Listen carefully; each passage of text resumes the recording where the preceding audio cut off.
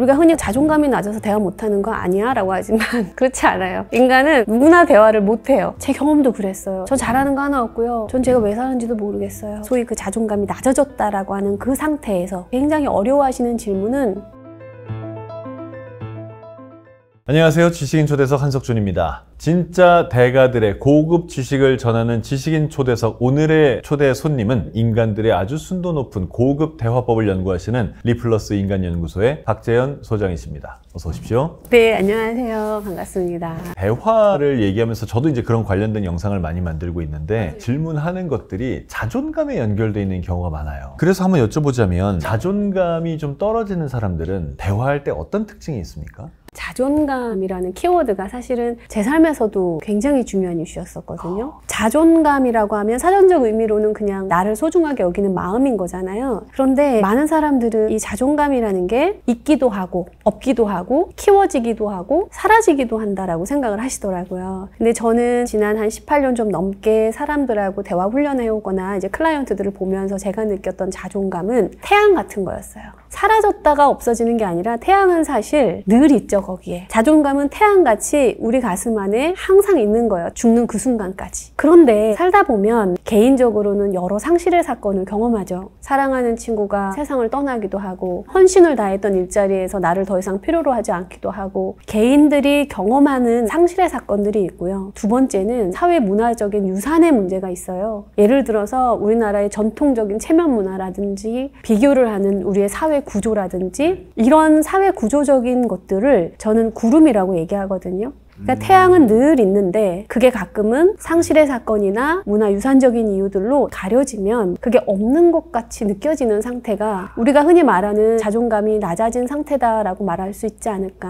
자존감이 낮다라고 할 때 그럼 구름이 많다라고 말할 수 있는데 이때 이 사람들의 대화의 특징은 아주 보편적이었어요. 뭐냐면 잘 못 들어요. 남의 말을 잘 못 들어요. 내 생각이 너무 꽉 차 있어서 다른 사람의 말이 내 머릿속에 들어올 틈이 없어요. 어떤 생각으로 꽉 차 있냐면 첫 번째는 저 사람을 공격하고 싶은 생각으로 꽉 차 있어요. 너 나 무시하는 거지. 너 나 우습게 보는 거지. 상대를 비난하고 내가 지금 이렇게 무시당한 느낌을 받는 건 다 너 때문이야. 너가 나한테 똑바로 하지 않았기 때문에 내가 이렇게 느끼는 거야 하면서 상대를 굉장히 공격하려고 하는 대화의 패턴을 갖게 된다는 거고 이 하나만 있으면 삶이 그렇게 고통스럽지 않습니다. 근데 나를 공격하는 생각들이 뒤따라오거든요. 나는 왜 그때 또 그걸 꼬아들었을까? 나는 왜 그 사람한테 그렇게 발끈했을까? 나를 공격하고 저 사람을 공격하려는 생각으로 꽉 차 있다 보니까 누군가가 좋은 의도로 말을 해도 그게 그 순간은 잘 들리지 않는 거예요. 자존감이란 태양이 가려져 있지 않은 사람들, 아무렇지도 않은 어떤 질문인데 많이 가려져 있는 사람들은 아무 대답도 못 하겠는 그런 것들이 있어요.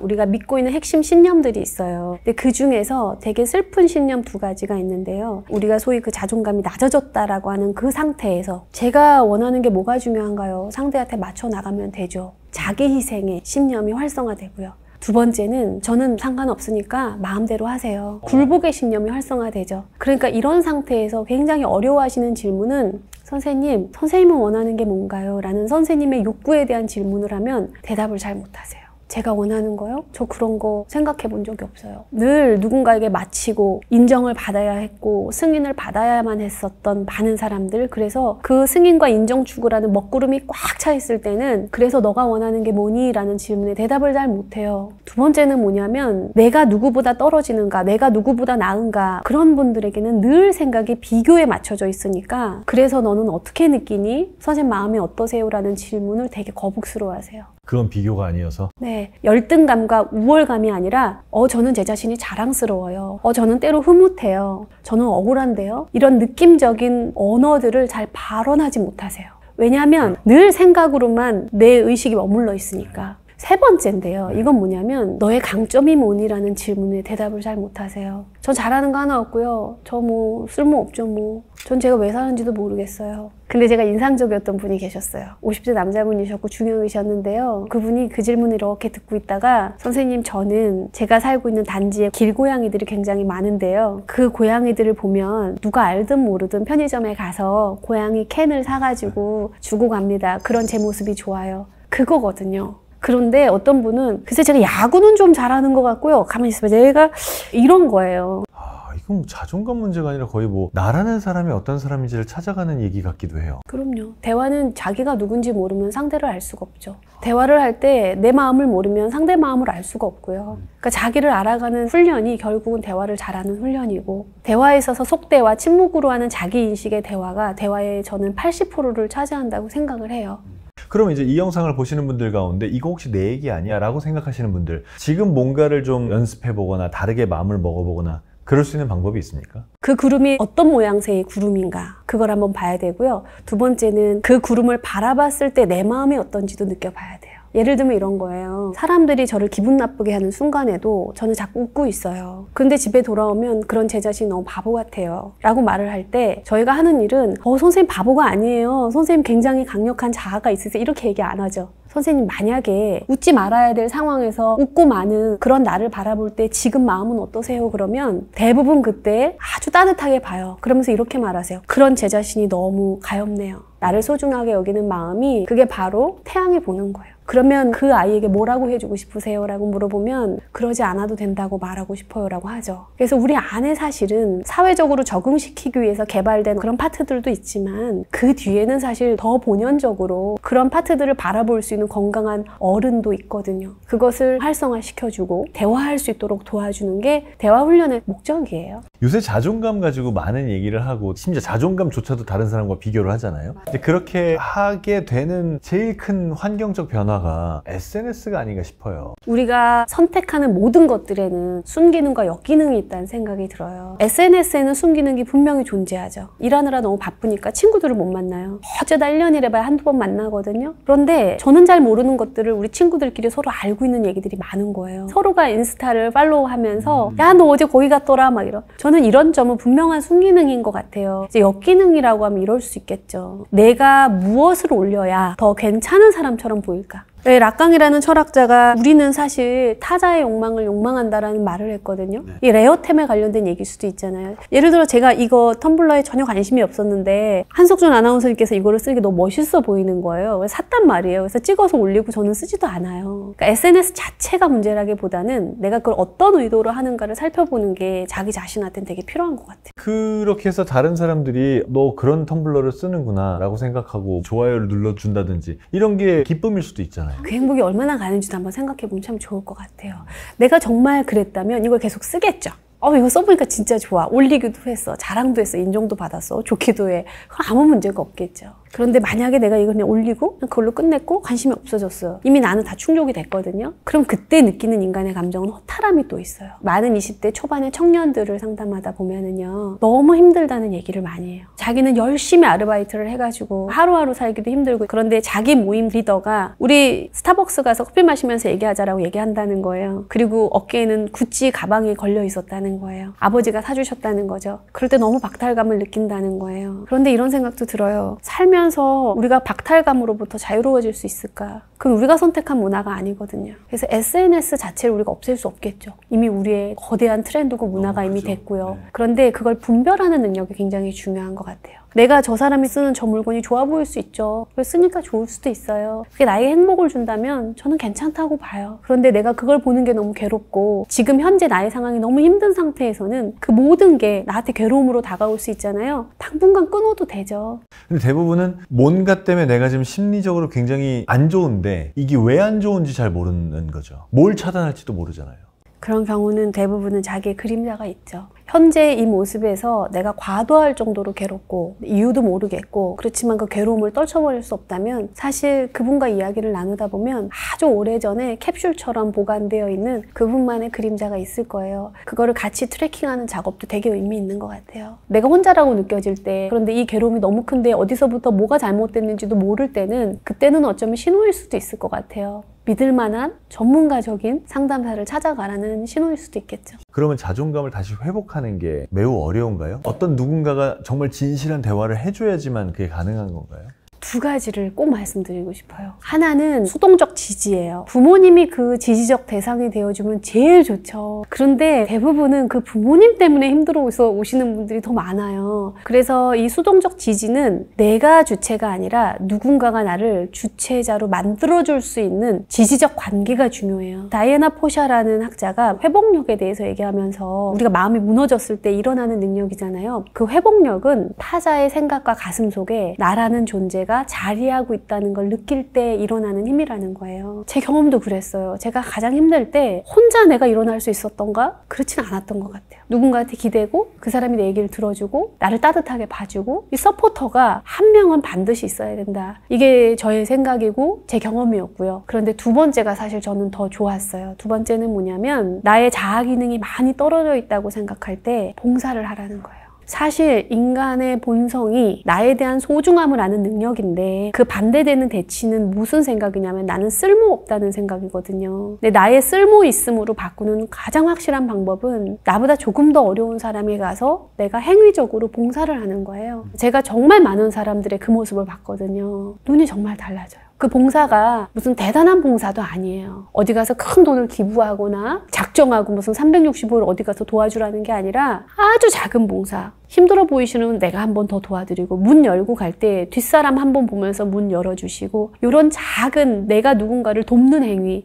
이게요 상상 그 이상으로 내 자신이 괜찮게 느껴져요. 인간의 본성 중에 하나가 협력의 욕구를 갖고 태어나요. 내가 누군가를 도와줄 때 내가 살아있는 거예요. 만약에 여러분 자신이 오늘 퇴근하시고 횡단보도 앞에 쓰셨는데 너무너무 힘들어 보이는 할머니께서 리어커를 막 허리를 꺾어가면서 끌고 가시는 걸 보면 안타까운 마음 느껴지지 않습니까? 그 할머니가 돈 주는 것도 아닌데 그 마음 왜 느낍니까? 우리 본성 중에 하나이기 때문에 그런 거거든요. 그 본성을 되살리는 거예요. 아, 내가 누군가를 도울 힘이 있구나. 그래서 저는 내가 뭔가 쓸모없는 것 같고 시커먼 먹구름이 가려져서 나라는 한 존재가 소중하다는 걸 전혀 느끼지 못할 때 구름을 확 거두는 하나의 방법은 나보다 약한 사람을 가서 도와주는 거예요. 그게 가장 좋은 방법이었죠. 대화에 왜 실패하는가? 우리가 흔히 그거를 야 자존감이 낮아서 대화 못하는 거 아니야? 라고 하지만 그렇지 않아요. 인간은 누구나 대화를 못해요. 대화를 왜 못하는지는 이 주먹 하나로 설명이 다 끝납니다. 네. 이게 우리 두뇌거든요. 네.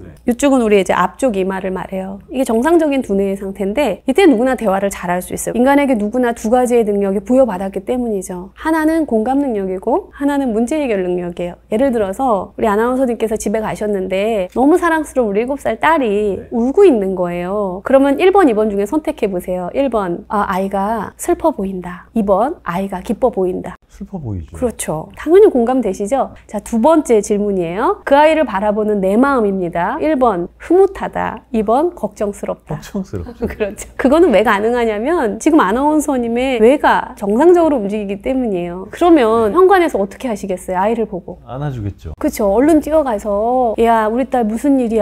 아빠한테 얘기해봐. 그리고 말만 하나요? 해결도 해주고 휴지 갖고 눈물도 닦아주겠죠? 그게 문제 해결 능력이잖아요. 근데 이거는 뇌가 정상적일 때 기능하는 거죠. 그런데 사람들이 굉장히 힘들어하는 정서가 있어요. 화나는 거. 누구나 분노하지만 분노를 좋아하는 사람이 없죠. 두 번째는 불안하죠. 미래가 불안한데 이 불안도 느끼고 싶어하는 사람이 없어요. 세 번째는 우울해져요. 아무리 긍정적으로 생각하고 싶어도 어떤 상실의 사건 앞에서는 사람이 우울해질 수밖에 없을 때가 있어요. 우리가 정상적일 때는 누구나 나를 공감하고 저 사람을 공감하고 이게 돼요. 그런데 화가 나서 뚜껑이 열리잖아요. 그 두 가지 능력도 사라져요. 이게 핵심이에요. 근데 뚜껑이 열려도 사람은 죽지 않는 한은 말하고 행동하잖아요. 근데 그때 어떻게 행동하냐는 거예요. 얘가 압권입니다. 얘가 편도체예요. 편도체가 우리를 세 가지 방식으로 행동하게 만들죠. 첫 번째는요, 파이트, 싸우게 만듭니다. 예를 들어서 제가 발표를 하고 있는데 앞에 계신 분들이 막 언제 끝나 막 이러고 있으면 제가 뚜껑이 확 열려요. 사람이 안 보이세요? 하면서 파이트 하려고 한다는 거예요. 두 번째는 불안해져요. 그래서 플라이트 하게 돼요. 네, 서둘러서 얘기를 하고 오늘은 대충 이걸로 끝내겠습니다 하면서 도망가고 싶어지고 안 만나고 싶어져요. 세 번째는 프리즈가 와요. 얼어버려요. 그래서 갑자기 머리가 백지가 되고 중요한 발표할 때 막 멍해지고 이 현상이 일어나는 거예요. 어떻게 이때 대화가 되겠습니까? 근데 저희는 이때 대화의 패턴을 6가지로 구별해요. 네. 첫 번째는 판단입니다. 나는 네가 그럴 줄 알았어. 네가 언제는 뭐 나한테 관심 있었어? 뭐 이런 식인 거예요. 그리고 비난하는 겁니다. 너 커서 뭐 될라 그러니? 뭐 이런 거죠. 세 번째는 강요예요. 좋은 말 할 때 하자. 그 다음에 비교입니다. 너 어떻게 동생만도 못해? 이런 거예요. 다섯 번째는 당연시예요. 야, 이거 기본 아니냐? 뭐 조직생활 몇 년 차냐 뭐 이런 거. 그러면 이제 미안해져요. 근데 이 죄책감이 아주 묘해서 이 죄책감을 미안하다고 말하는 사람이 별로 없어요. 그래서 사람들이 미안할 때 뭘 하냐면 합리화랍니다. 왜 엄마를 화나게 만들어? 똑바로 했으면 내가 이럴 일이 없잖아 하면서 합리화가 끝내죠. 그래서 뚜껑이 열렸을 때 떠오르는 자동적 생각의 6가지 대화 패턴을 입으로 말하면 그 대화는 다 끝난다예요. 끝난다는 건 망한다는 거죠. 망한다는 겁니다. 대화의 목적은 문제 해결이 아니라 우리가 연결이라고 보는데 대부분의 분들은 대화의 목적이 연결이 아니라 문제 해결이라고 생각하세요. 그런데 문제가 해결됐어도 기분이 정말 더러웠던 많은 날들을 사람들을 기억하죠. 대화도 끝났고 문제는 해결됐지만 돌아서서 나 다시는 저 사람 안 보고 싶다 라고 생각한다면 그분과의 대화는 실패하신 거예요. 그런데 문제가 딱 해결되지 않아도 시간 내주셔서 감사합니다. 선생님 다시 보고 싶네요 라고 말이 나온다면 그 대화는 저희는 성공했다고 봅니다. 그래서 대화의 목적을 상기할 때 연결이라고 본다면 뚜껑이 열렸을 때 떠오르는 자동적 생각의 6가지의 대화 패턴, 판단, 비난, 강요, 비교, 당연시 합리화를 입으로 다 털어낸다. 그때 대화는 망한다. 근데 인간이 굉장히 놀라운 능력이 여기서 구별되는데 아무리 뚜껑이 열려도 그 사람이 나보다 힘이 있다고 생각할 때는 이 자동적 생각의 6가지 패턴이 속으로만 도는데요. 나보다 만만하다고 생각될 때는 그게 입 밖으로 다 나온다는 거죠. 그래서 항상 나보다 힘이 없는 사람, 약자들이 희생양이 되는 그런 경우들이 참 많죠. 그러면서 하는 얘기가 내가 좀 욱하는 성격이 있어서 그래, 내가 좀 솔직한 사람이어서 그래 라고 하거든요. 그 솔직하고 욱하는 사람들 중에 자기보다 센 사람한테 그렇게 욱하는 사람을 본 적은 없어요. 근데 왜 잘 안 보이냐면 조직 생활을 오래 할 수는 없기 때문에 그래요. 본인이 괴롭거나 주변에서 나가기를 희망하거나 그래서 결국은 떨어지시고 멀리 가게 되는 경우들이 많죠.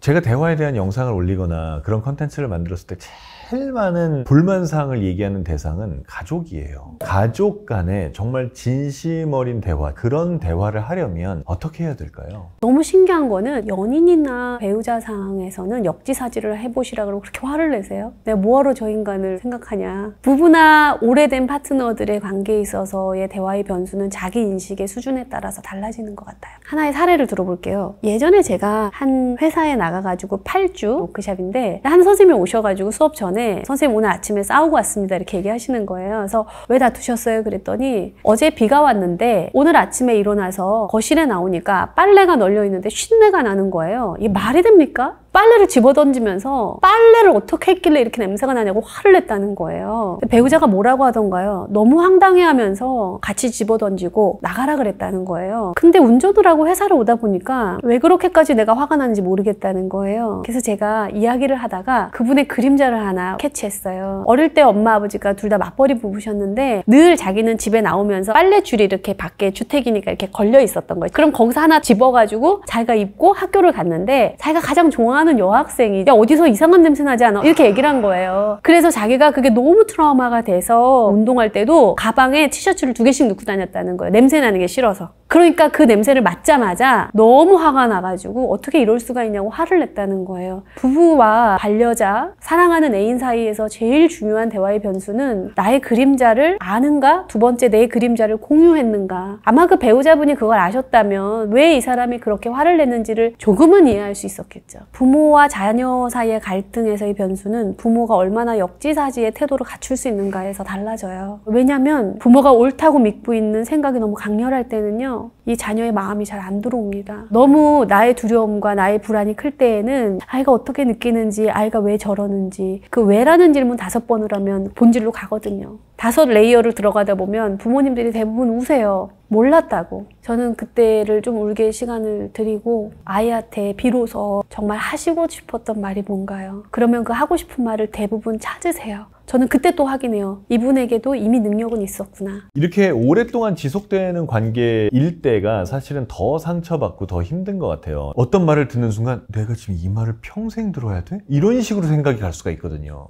그런 사람들하고 대화할 때는 내 생각을 어떤 식으로 좀 바꾸든지 해야 되나요? 첫 번째는 자기의 그림자를 공개하셔야 돼요. 이야기하다 보면 무의식적으로 행동하는 나의 패턴을 보면 조금 알 수 있거든요. 쉰내 난다고 배우자한테 화내셨던 분처럼 그날 저랑 그걸 발견하셨잖아요. 그러면 그날 돌아가서 배우자랑 그 얘기를 해보셔야 돼요. 근데 이 얘기가 창피하잖아요. 그게 뭐 그러냐면 자존심이 상하거나 찌질한 느낌이 좀 든다고 하시는 거예요. 그런데 그걸 표현하지 않아서 살면서 수많은 오해들, 그리고 가장 소중한 사람한테 주는 상처를 우리가 생각해 볼 수 있다면 한번 말해보는 거예요. 한 남자분이 자기는 사실 문을 닫고 못 잔대요. 그래서 자기는 항상 문을 열어놓고 자는데 신혼 때 배우자가 자꾸 문을 닫으면서 들어온다는 거예요. 3년 동안 말을 못했대요. 그래서 고민을 하다가 얘기를 하자. 나 사실 문을 열면 겁이 나. 왠진 모르겠어. 함께 앉아있던 배우자가 이렇게 술을 한 잔 따라주면서 얘기를 하지. 그러더라는 거예요. 그런 부분이요. 내 그림자, 나의 아픔? 우리가 사회적 관계에서 이런 얘기 안 하잖아요. 그런데 사랑하는 사람, 사랑하는 파트너한테만큼은 할 수 있잖아요. 왜 이걸 해야 되냐면 생물학적으로 설명드릴 수가 있어요. 우리가 어릴 때 어떤 아픈 기억을 경험하게 되면 그게 왜 트라우마가 되냐면 방출이 안 됐기 때문이에요. 그럼 해소는 어떻게 이루어지느냐? 이미 20년 전 일이고 30년 전 일이지만 나 사실 이런 일이 있었어. 근데 말한다는 것 하나만으로도요 굉장히 해소가 돼요. 그리고 두 번째는 그림자 가운데 아주 근본적으로 숨겨져 있었던 우리가 바랬던 욕구가 있었어요.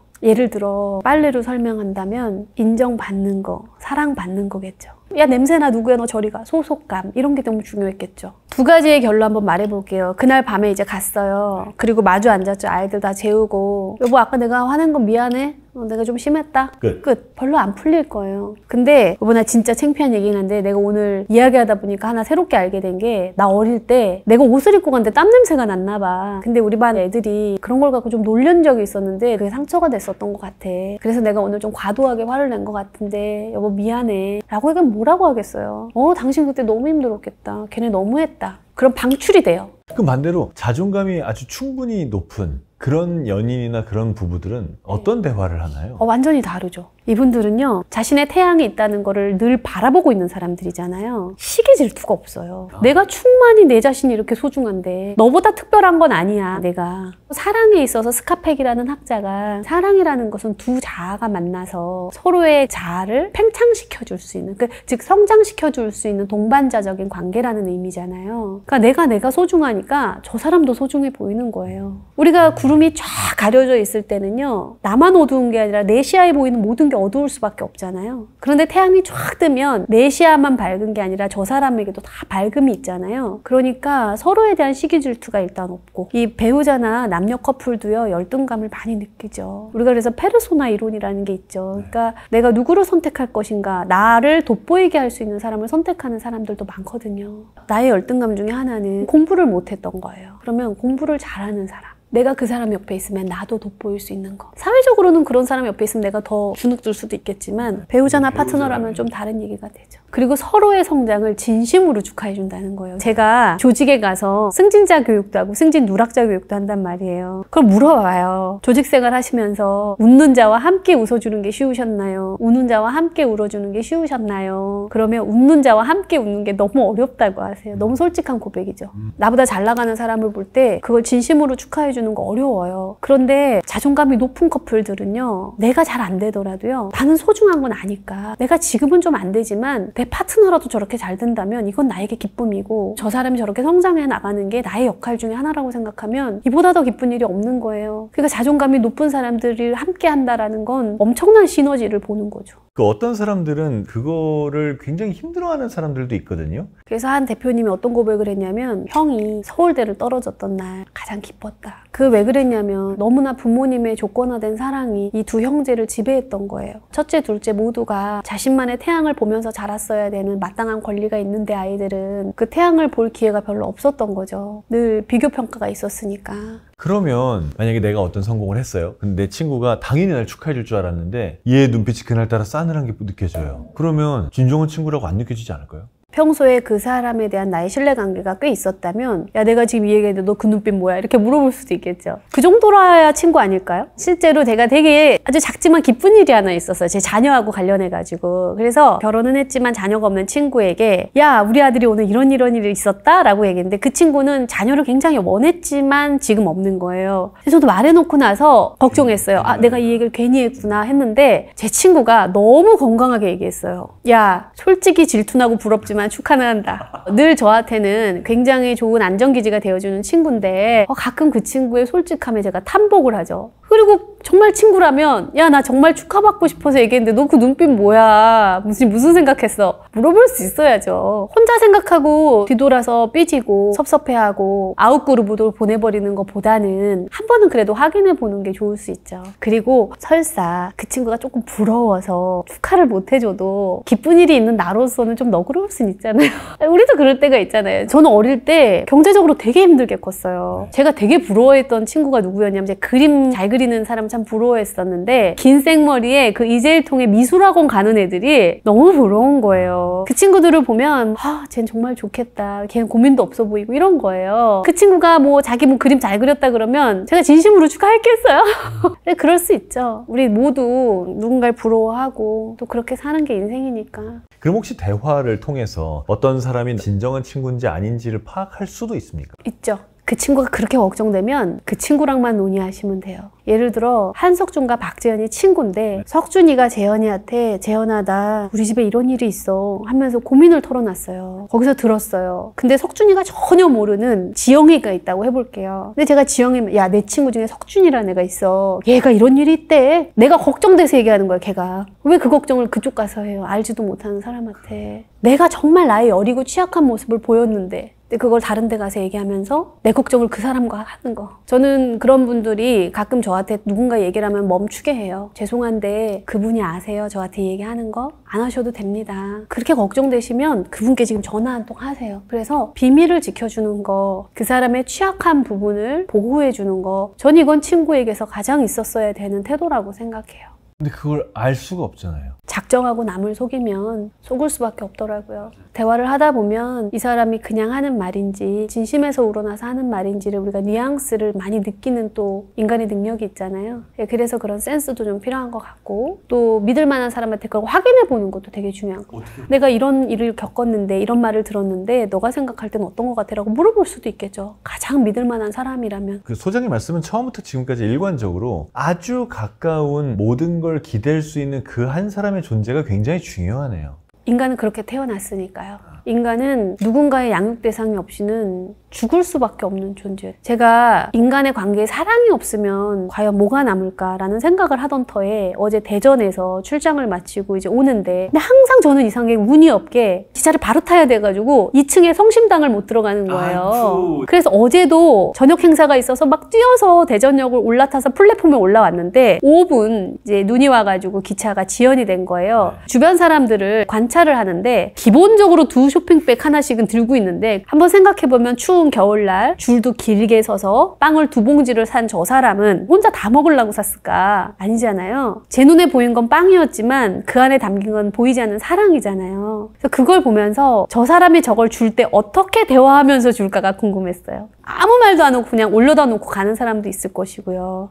먹어라 이렇게 한마디 하시는 분도 계시고요. 어떤 분은 이거 아빠가 사왔는데 우리 딸 먹는 모습 상상하면서 샀어. 그게 사랑인 거잖아요. 기본적으로 인간은 사랑을 먹고 사는 거죠. 마지막 질문입니다. 거절 어떻게 해야 돼요? 거절이 참 중요한 것 같아요. 거절이라는 말을 좀 빼고 조율하기라고 보는데요. 대안이 있을 때는 상대의 욕구를 추측하고 대안을 제안한다. 첫 번째 컨셉이고요. 두 번째는 내가 대안이 없고 내 일이 아니라고 생각할 때는 거절하고자 하는 나의 욕구를 설명하고 제안을 둔다예요. 예를 들면은 예전에 교육생이셨어요. 보험을 2개를 들었는데 딱 이틀 후에 많은 신세를 졌던 친구가 보험을 가입해달라고 연락이 온 거예요. 너무나 난감했는데 그렇지만 보험을 또 들 수는 없는 거예요. 월급쟁이가. 그래서 자기가 배운 대로 해본 거예요. 상대의 욕구를 추측하고 대안을 제안하라 였잖아요. 욕구 표현 한 80개 욕구가 나열이 되어 있거든요. 거기서 이렇게 보니까 이 친구가 현재 도움이 중요하구나. 경제적인 안정이 중요하고 새로 옮긴 회사에서 성취가 중요하겠구나. 3가지 욕구가 보이더라는 거예요. 그래서 이제 그 친구한테 전화를 한 거예요. 거절하고자. 네가 지금 새로 옮긴 데서 좀 성취도 해야 될 것 같고 도움이 필요한 상황 같다. 맞냐? 그랬더니 그 친구가 맞다. 이제 그리고 그 친구 기대했겠죠. 그래. 그러니까 네가 좀 가입 좀 해줘 라고 생각을 했겠죠. 근데 이분이 내가 근데 공교롭게도 이틀 전에 보험을 2개를 가입했으니까 그 상품을 좀 나한테 알려줘봐. 너한테 받은 신세도 있고 이걸 내가 아는 사람들한테 좀 다양하게 한번 보내볼게. 필요한 사람을 나도 한번 찾아볼게. 이렇게 한 거예요. 결과가 이렇게 드라마틱이지 않을 수도 있겠죠. 그런데 이런 노력이 그에게는 고맙기는 할 거예요. 두 번째는 뭐냐면 제 교육생이 형제가 늘 돈을 빌려달라 그래서 아내한테 허락을 받고 16년을 늘 도와줬대요. 근데 아내가 어느 날 선전포고를 한 거예요. 이제는 안 된다. 나 몰래 빌려주면 나랑 끝날 각오를 해라. 이렇게 얘기를 한 거예요. 근데 큰 돈이 아니었어요. 큰 돈이 아니어서 배우자 모르게 이제 빌려줬는데 걸린 거예요. 그럴 때 어떻게 그럼 거절했었으면 됐을까라는 거죠. 자기가 후회한대요. 거절했었어야 되는 게 맞다는 거예요. 그래서 그때로 돌아가면 그럼 어떻게 거절하면 좋겠습니까? 다시 하기라고 얘기하거든요. 그때 했었어야 되는 일을 대화로 연습하기인데 형, 아내하고의 약속이 나에게 이제 중요해. 더 이상은 안 될 것 같아. 라고 명확하게. 내 욕구를 말하고 제한하기거든요. 실제로 그분은 난리가 났어요. 난리 난 배우자와의 대화. 요것도 굉장히 중요하네요. 난리는 이미 난 거고 잘 덮어야 될 거 아닙니까? 제가 지난 18년 이 일을 해오면서 다 아름답게 끝나진 않았죠. 근데 이 케이스는 참 좋았던 케이스였는데 두 가지를 꼭 하세요라고 했어요. 아내분께 가서 지난 세월에 대한 고마움을 확실하게 표현하세요. 그리고 이번 사건에 대한 미안함을 확실하게 표현하시는데 단, 내가 이번에 왜 빌려줬는지는 설명하지 마세요. 이번에 이 행위로 아내가 얼마나 신뢰가 무너졌고 아내가 얼마나 마음이 고통스러웠을지만 말하세요. 근데 아내가 사과보다 지난 세월에 구체적인 고마움을 표현한 배우자의 말에 마음을 푸셨대요. 오늘 지금 이 순간에도 가까운 사람의 화법 때문에 마음 아파하는 사람들, 혹은 가까운 사람들한테 내가 어떤 나쁜 말을 해서 그걸로 죄책감을 느끼고 있는 그런 사람들한테 끝으로 한 말씀만 해주신다면요. 뚜껑이 열렸을 때 떠오르는 생각을 입으로 말하면 대화는 망가진다 그랬는데, 그럼 어떻게 이거를 잘 단돌이 할 수 있을까라고 하면 대부분 이 생각은 네 문제는 이거야를 말하고 싶어지거든요. 당신 문제가 뭔 줄 알아? 당신 식구들만 챙긴다는 거야. 너 문제가 뭔 줄 알아? 너는 게으르다는 거야. 이 얘기는 서로의 마음에 아픔만 남기지 이런 대화는 많을수록 고통스러워요. 그런데 이런 대화는 많을수록 좋아요. 나는 있잖아, 우리가 서로 존중하는 관계였으면 좋겠어. 당신에 대해서 더 자세히 알고 싶어. 이해하고 싶어. 네 문제는 이거야가 아니라 나에게 중요한 건 이거야. 그렇게만 바꿔도 훨씬 나아지죠. 너무나 많은 것들이 대화로 다 이루어지고 있기 때문에 요새 제일 많이 말하는 건 살면서 돈이 참 중요한데 돈은 정말 많다고 무조건 행복하지도 않고 하나도 없다고 무조건 불행하지도 않지만 대화는 정말 많으면 행복하고 하나도 없으면 불행하다 이 얘기를 합니다. 우리가 소통의 비용을 줄이자고 하면서 바쁜 세상이니까. 근데 반드시 해야 되는 말조차도 안 하게 되는 것 같아요. 그래서 대화가 정말 풍성하고 쓸데없는 이야기 있잖아요. 이런 얘기까지 내가 해야 되나 하는 그런 얘기도 때로는 굉장히 필요한 대화의 소재가 된다는 거에 대해서 저도 너무너무 동의를 해요. 하나만 추가를 하자면 대화를 할 때 핵심은 가까운 사람에게 신경증적인 죄책감을 자꾸 표현하면 듣는 사람이 더 괴로워요. 내가 나빴어, 내가 미쳤어, 나는 글렀어. 이런 신경증적인 죄책감은 버리시고 실존적인 죄책감이라면 느껴서 아빠의 행동이 너한테 너무 큰 상처가 됐을 것 같아. 그래서 정말 미안해. 내가 다음에는 다르게 행동할게. 라는 이 사과를 하는 게 되게 중요한 것 같고요. 비폭력 대화를 개발한 마샬 로젠버그 박사님이 이런 이야기를 하셨어요. 인간의 모든 말은 둘 중에 하나다. 부탁이거나 감사이거나. 둘 카테고리에서 벗어나는 인간의 말은 들어본 적이 없다라고 얘기하셨거든요. 아이들이 우리한테 하는 비난의 말. 엄마 아빠가 나한테 해줄 게 뭐 있어? 부탁이죠.